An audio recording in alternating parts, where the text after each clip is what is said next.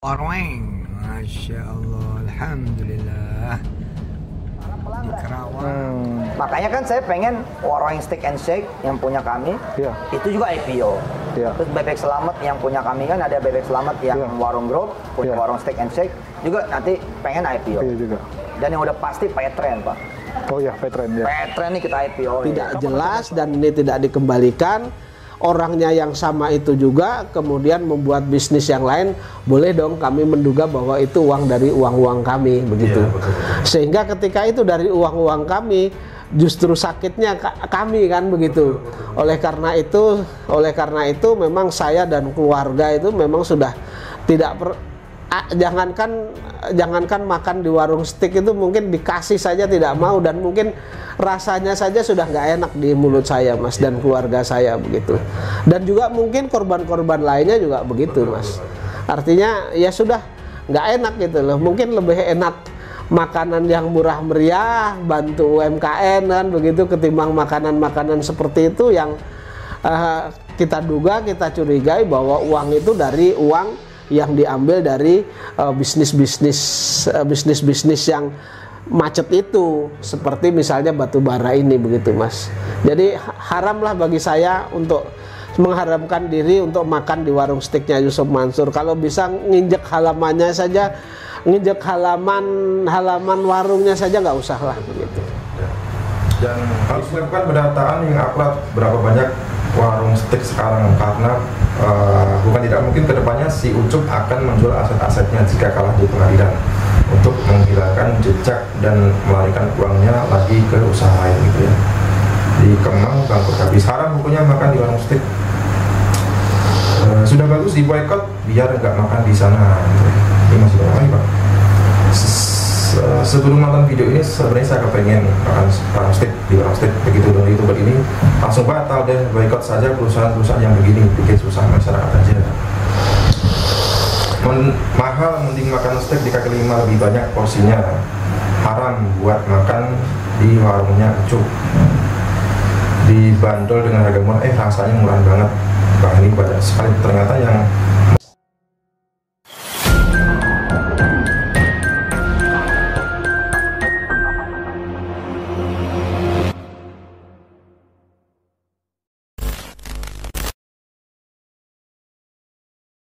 kan.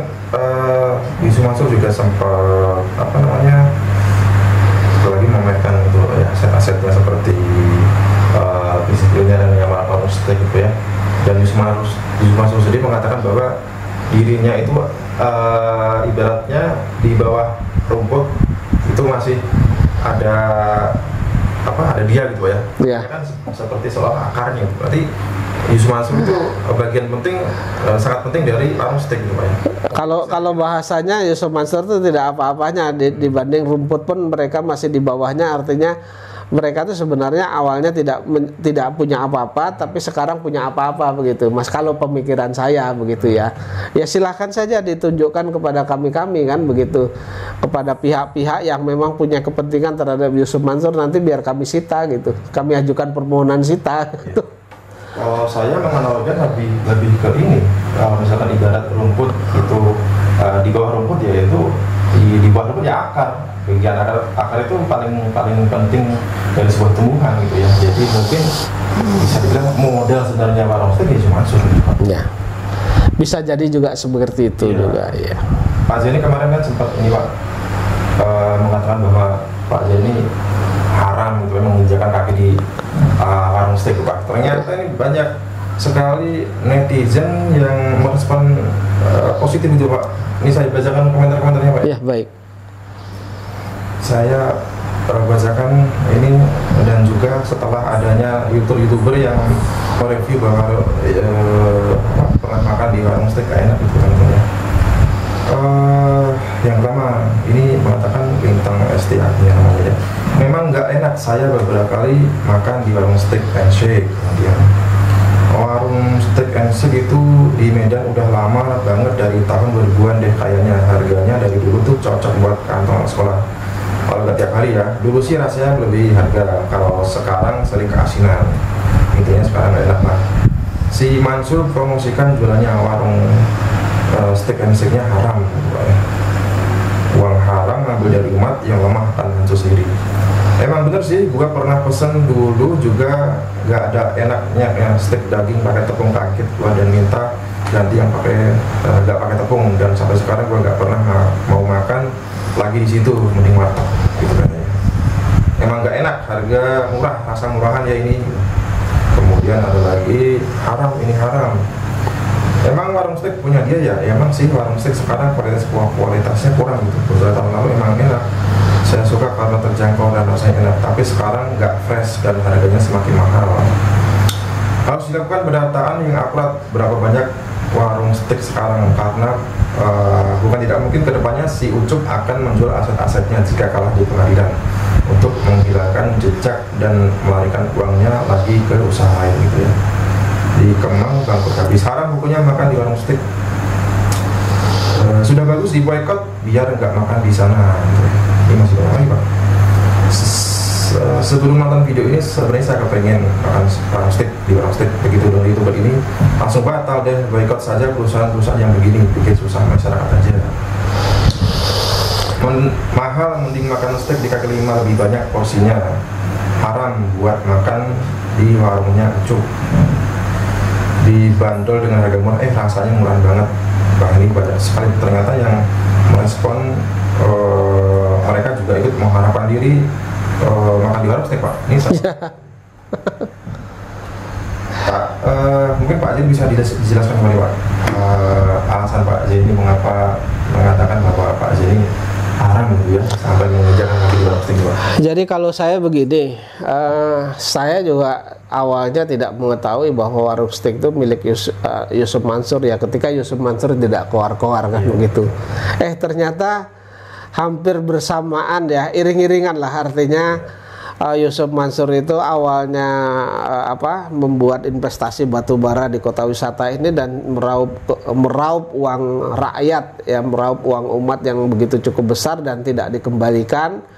Kemudian ternyata di 2010 itu kan kami sudah memang benar-benar gagal bayar mereka ya.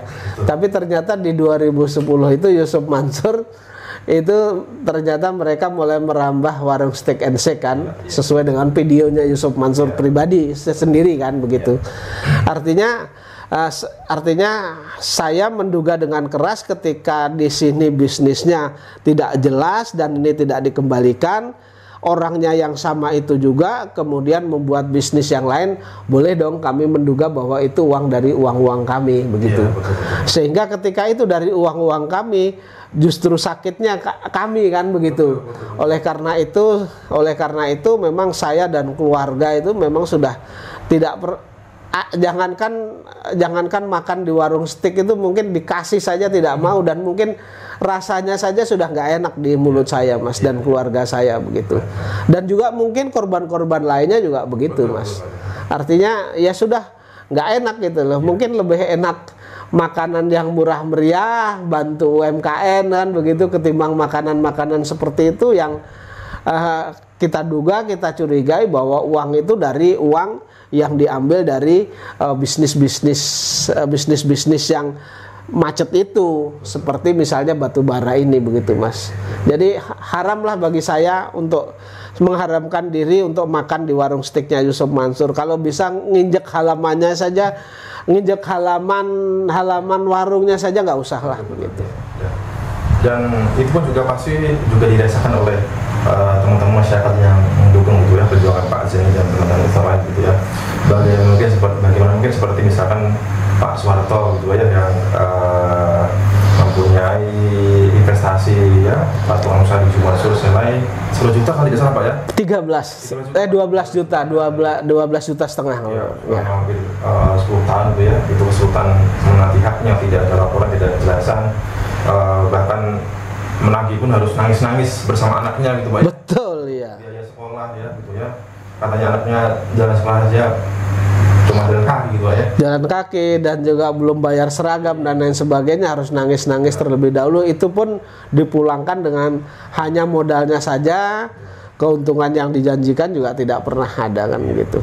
Ada lagi usaha dari Gunung Kidul yang mana bekerja sebagai TKW ya, dan kita tahu bahwa di luar sana bekerja sebagai TKW juga bukan pekerjaan enak, ibaratnya siang buat malam, malam buat siang gitu ya. Dia bekerja sebagai kebanyakan di rumah tangga gitu ya.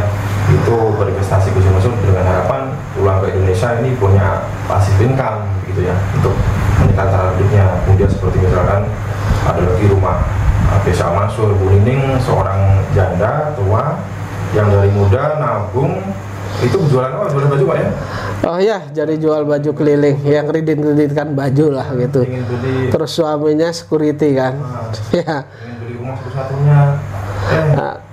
Ngumpulkan uang dari jual baju, dari hasil kerja jerih payah suaminya sebagai security, kemudian jual warisan di kampung, ingin dibelikan rumah, sampai sekarang tidak terrealisasi kan. Tidak ada. Kisah-kisah yang kisah-kisah sedih.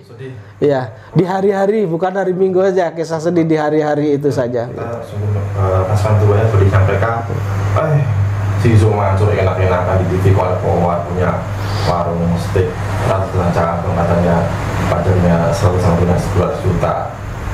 Tidak memikirkan bagaimana perasaan investor-investor yang kesulitan menagih hak-haknya ke dia gitu Pak ya. Betul. Dan saya rasa teman-teman bisa konsisten untuk tetap menggabungkan boykot warung steak Pak ya. Yang lebih menyakitkan lagi di company profile itu bahwa tidak ada saham umat, itu tidak ada. Betul. Di saham umat di Hotel City itu sesuai dengan company profile tidak ada. Itu sahamnya awalnya 100% milik Yusuf Mansur.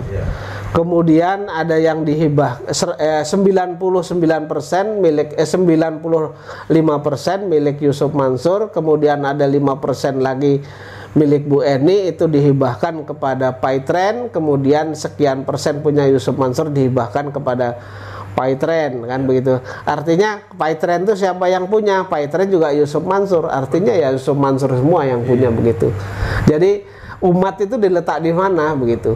Sesuai dengan dokumen yang ada loh. Saya dapat dokumennya karena itu kan bisa di-download dari Departemen Kehakiman dan Hak Asasi Manusia RI.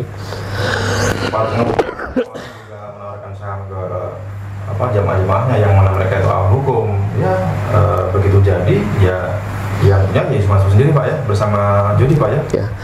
Ya, jangankan orang yang awam hukum Mas, yang menjadi korban batu bara ini ada beberapa dari orang-orang yang hampir banyak kan orang-orang pintar, orang-orang intelektual, bahkan ada yang kerja di bank, ada yang kerja di kantor pajak, ada yang di pertambangan dan lain sebagainya pun bisa kena begitu. Iya, bahkan Pak Zeni seorang lawyer di bidang saja bisa kena itu. Bisa kena, iya.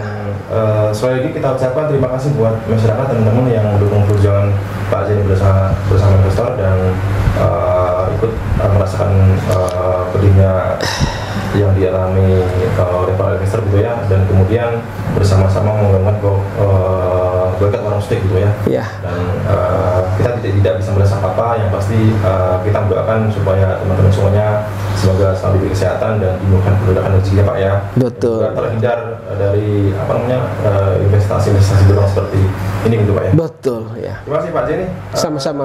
Teman-teman, saya dan Pak Zeni dari Kota Wisata Cibubur mengucapkan terima kasih. Assalamualaikum warahmatullahi wabarakatuh.